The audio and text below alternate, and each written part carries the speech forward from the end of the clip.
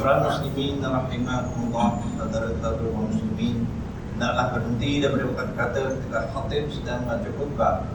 Menurut hadis Nabi Muhammad sallallahu alaihi wasallam yang diriwayatkan oleh Abu Hurairah radhiyallahu anhu yang bermaksud, barang siapa berkata-kata ketika khatib sedang membaca khutbah, walau mengingatkan rakannya dengan perkataan diam sekalipun, nescaya luputlah pahala jemaahnya. Dari itu mereka sama-sama kita diam, dengar dengan taat, mudah-mudahan kita boleh rahmat.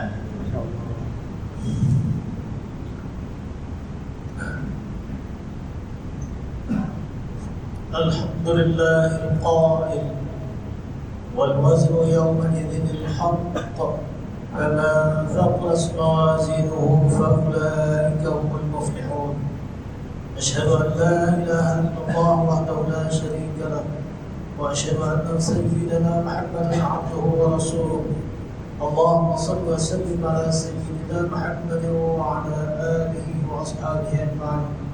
Amma ba'du, fa ya 'ibadallah, اتقوا الله وأوصيكم وإياي بتقوى الله فقد فاز المتقون.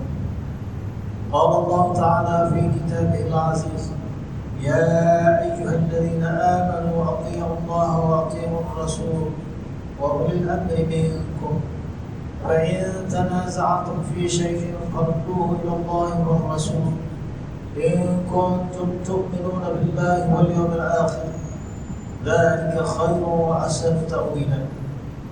Bermaksud, wahai orang yang beriman, ta'alah kamu kepada Allah dan ta'alah kamu kepada Rasulullah dan kepada ulil amr, yakni orang yang berkuasa daripada kalangan kamu. Dan jika kamu berbantah-bantah yang berselisihan dalam satu perkara, maka hendaklah kamu kembalikannya kepada kitab Allah yang Al-Quran dan As-Sunnah Rasulnya. Jika kamu benar-benar beriman kepada Allah dan hari akhirat, yang demikian adalah lebih baik bagi kamu dan lebih mulia sudah. Sidang jemaat yang dirahmati Allah sekalian, marilah kita menghadirkan rasa takwa kita kepada Allah Subhanahu wa taala dengan mentaati dan menjunjung segala perintahnya dan meninggalkan segala larangan. Moga-moga kehidupan kita akan senantiasa diberkati dan memperoleh syurga Allah yang tidak terhitung akan nikmat. Mimbar Jumaat pada hari ini akan menyentuh berkah tajuk nikmat surga yang tiada tandingan. Sidang Jumaat yang dirahmati Allah sekalian, setiap manusia di atas dunia ini pastinya mempunyai impian dan cita-cita. Ada yang mahu menjadi orang yang berjaya dalam kerjaya, ada juga yang mahu hidup mewah dan kaya raya. Itu juga ada yang mahu menjadi terkenal di mata dunia. Kesemua itu adalah keinginan yang mahu dikejar oleh manusia ketika hidup di dunia. Akan tetapi kehidupan kita di dunia ini hanyalah sebahagian kecil saja daripada keseluruhan perjalanan hidup kita sebagai seorang hamba Allah. Ada kali kita terlupa bahawa kehidupan kita di dunia ini bahawa perlu ditinggalkan apabila telah sampai waktunya. Ketika itu kita akan terasa bahawa kehidupan akhirat adalah kehidupan yang lebih berharga. Ia adalah merupakan daerah dan negeri yang akan kita tinggal kekal abadi di dalamnya. Pada waktu itu, barang siapa yang dapat berjalan melalui pintu gerbang syurga, maka dialah orang yang akan berjaya untuk selama-lamanya.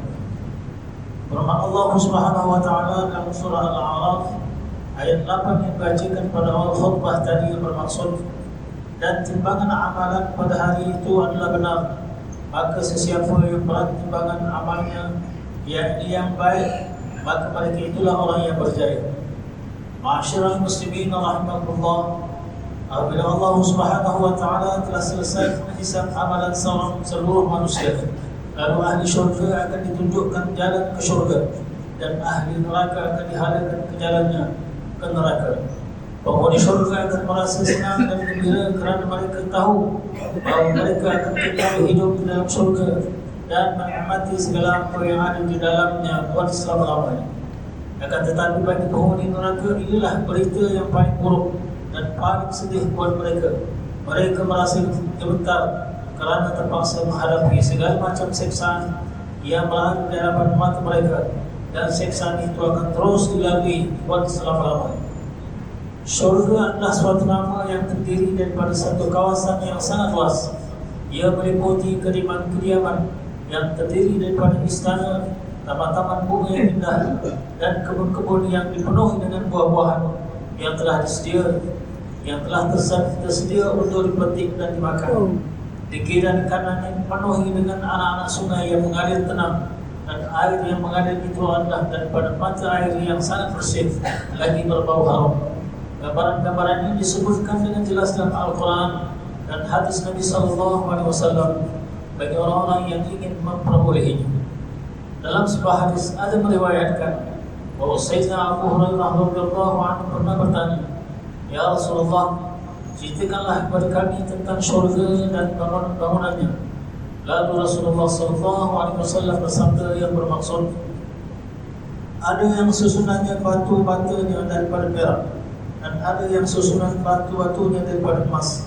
Tanah liatnya daripada kasturi yang berbau wangi, semerbak. Batu kerikilnya daripada permata dan yakut. Tanahnya pun daripada za'faran. Barang siapa yang masuk ke dalamnya, maka dia tidak akan merasa bosan dengan kenikmatannya. Dia kekal di dalamnya dan tidak akan mati. Pakaiannya tidak akan rosak dan dia senantiasa bergerak pula. Hadis riwayat Al-Imam At-Tirmizi. Dalam hadis ini jelas menunjukkan kepada kita bahawa kehidupan di dalam syurga itu nanti sangat berbeza. Sangat berbeza sama sekali jika dibandingkan dengan kehidupan kita di dunia. Pakaian ahli syurga berbeza dengan pakaian ahli dunia. Rumah ahli syurga berbeza dengan rumah ahli dunia. Begitu juga dengan tanah dan batu yang dipijak ketika berada di dalam syurga. Dan semuanya itu adalah batu permata yang tidak ternilai harganya. Inilah nikmat ganjaran dan kurniaan Allah Subhanahu wa taala kepada mereka yang mengorbankan kehidupan di dunia semata-mata kerana ingin mendapatkan syurga Allah. Saudara-saudaraku, kaum muslimin yang dirahmati Allah sekalian, dalam sebuah hadis yang diriwayatkan daripada Imam Muslim menyebutkan bahawa Rasulullah SAW adalah orang yang pertama yang akan mengetuk pintu syurga. Para malaikat yang menjaga pintu syurga tidak akan membenarkan mana-mana pintu syurga yang dibuka melainkan setelah Rasulullah SAW bersedia untuk memasukinya.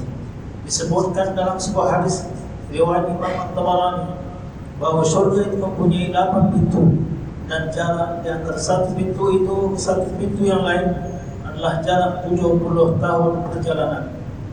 Allah Subhanahu wa taala menyediakan taman-taman syurga dengan anak-anak sungai yang senantiasa mengalir dari air yang bersih dan segar. Sungai-sungai dalam syurga sangat berbeza dengan sungai-sungai yang ada di atas dunia kita pada hari ini. Air yang mengalir pada sungai syurga terdiri daripada air yang boleh diminum dan mempunyai pelbagai rasa.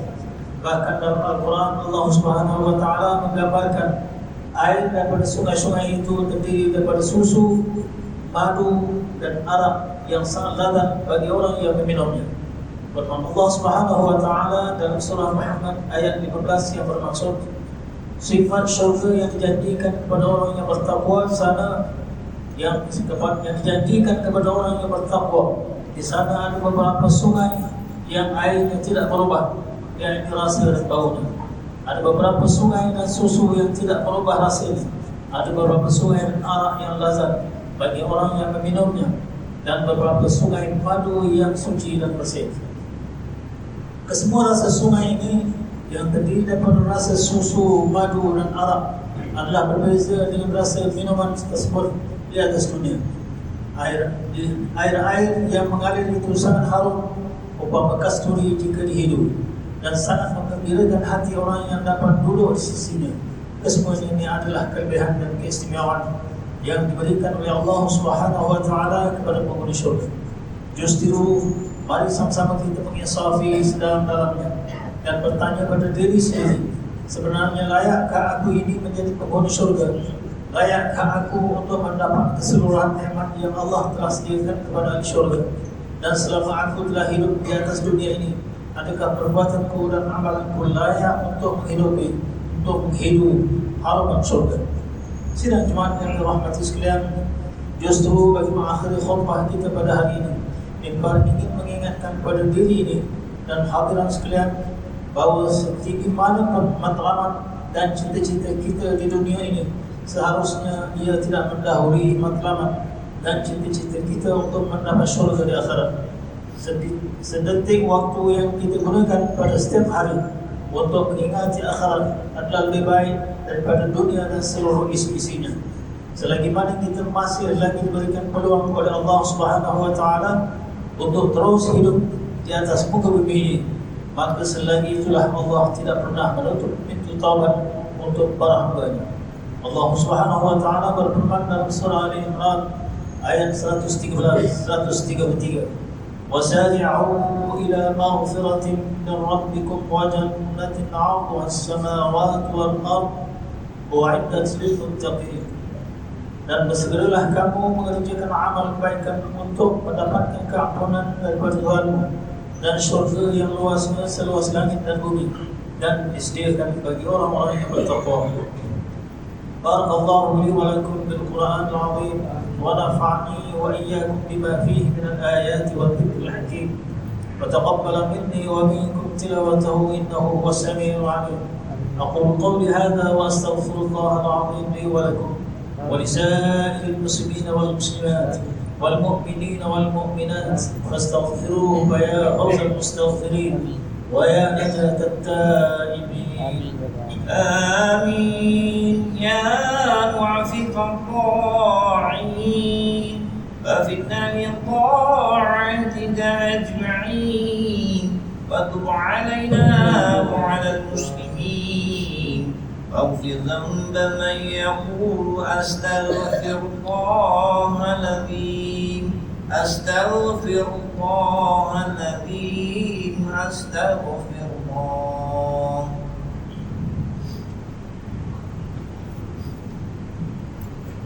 الحمد لله حمدا كثيرا كما أمر. أشهد أن لا إله إلا الله وحده لا شريك له إقرارا بربوبيته وإرغاما لمن جحد به وكفر. وأشهد أن سيدنا محمدا سيد البشر صلى الله وسلم على سيدنا محمد وعلى آله وصحبه ما اتصلت عين بنظر وأذن بخبر. أما بعد فيا عباد الله اتقوا الله فيما أمر وانتهوا عما نهاكم عنه وزجر. Wahai hamba Allah, ingatlah bahawa dunia ini adalah tempat penimbangan untuk sementara.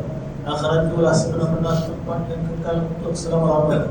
Oleh itu marilah kita bertakwa kepada Allah untuk mendapatkan kebahagiaan serta menyelamatkan diri daripada siksa api neraka.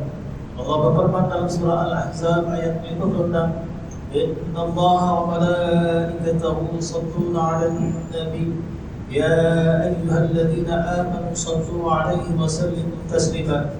Bermaksud sesungguhnya Allah dan malaikat berselawat, yakni memberi segala penghormatan dan kebaikan kepada Nabi Muhammad sallallahu alaihi wasallam. Wahai orang yang beriman, berselawatlah kamu kepadanya serta ucapkanlah salam sejahtera dengan penghormatan yang sempurna. Allahumma salli wa sallim ala sayyidina Muhammad wa ala ali sayyidina wa maulana Muhammad. Marilah kita bermohon kepada Allah Subhanahu wa taala semoga Allah meridai khalifah Rasulullah sallallahu alaihi wasallam, yaitu Sayyidina Abu Bakar As-Siddiq radhiyallahu anhu, Sayyidina Umar bin Khattab radhiyallahu anhu, Sayyidina Utsman ibn Affan radhiyallahu anhu, dan Sayyidina Ali bin Abi Thalib radhiyallahu anhu, dan sahabat-sahabat baginda yang sama-sama berjuang menegakkan agama Allah yang maha suci ini radhiyallahu anhu. Seterusnya kepada bapa saudara junjungan kita Sayyidina Hamzah dan Sayyidina Abbas radhiyallahu anhu, cucu baginda Sayyidina Hasan dan Sayyidina Husain radhiyallahu anhu, putri baginda Sayyidatina Fatimah Zahra dan lain-lainnya radhiyallahu anhum, istri baginda Sayyidatina Khadijah dan Sayyidatina Aisyah dan lain-lainnya radhiyallahu anhum, kepada sekalian keluarga, sahabat-sahabat, pengikut sahabat radhiyallahu anhum, dan yang menuruti mereka itu dari semasa ke semasa hingga ke hari kiamat. Allahumma ighfir lil muslimina wal muslimat wal mu'minina wal mu'minat al ahya'i minhum wal amwat. Ya Allah, ampunkanlah sekalian kaum muslimin dan muslimat, mukminin dan mukminat, sama ada yang masih hidup ataupun yang telah meninggal dunia.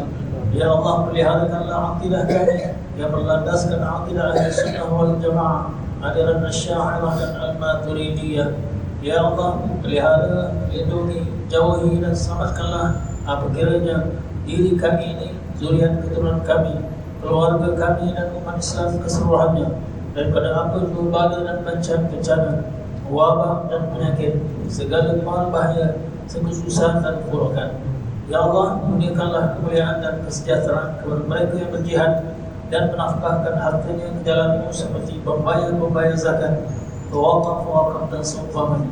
Ya Allah, berikanlah taufik dan hidayah, kekuatan, kesejahteraan dan pertolongan kepada ketua-ketua negara Islam dan raja-rajanya, khasnya kepada Abdul Harith Syariati As-Sultan Ibrahim bin Al-Marhum Sultan Iskandar, Sultan dan yang bertuan negara bagi negeri dan jajahan Ta'amul Juhudar Ta'zim, kepada Raja Zahid Sufyah binti Al-Marhum Sultan Idris Shah Permaisuri Johor, kepada Tengku Ismail bin Sultan Ibrahim Tengku Mahkota Johor dan Cik Tuan Besar Khalidah binti Mustamah, kepada putera dan putrinya, kawan-kawan raja dan sekalian dan rakyat sekalian.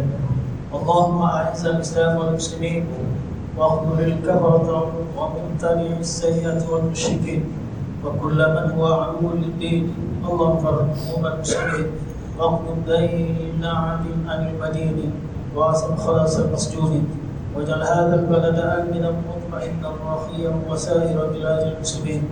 Amin ya rabbal alamin. اللهم أدخلنا وذرياتنا ورسولنا فرعا وجنة مع الأبرار يا عزيز يا غفار يا رب العالمين. ربنا هب لنا من أزواجنا وذرياتنا قرة أعين واجعلنا للمتقين إماما. ربنا اغفر لنا ولإخواننا الذين سبقونا بالإيمان ولا تجعل في قلوبنا غلا للذين آمنوا ربنا إنك رؤوف رحيم. ربنا آتنا في الدنيا حسنة وفي الآخرة حسنة وقنا عذاب النار. والحمد لله رب العالمين. قال الله إن الله يأمر بالعدل والإحسان وإيتاء ذي القربى وينهى عن الفحشاء والمنكر والبغي يعظكم لعلكم تذكرون. واذكروا الله العظيم يذكركم واشكروه على نعمه يزدكم ولذكر الله أكبر والله يعلم ما تصنعون. أقم الصلاة.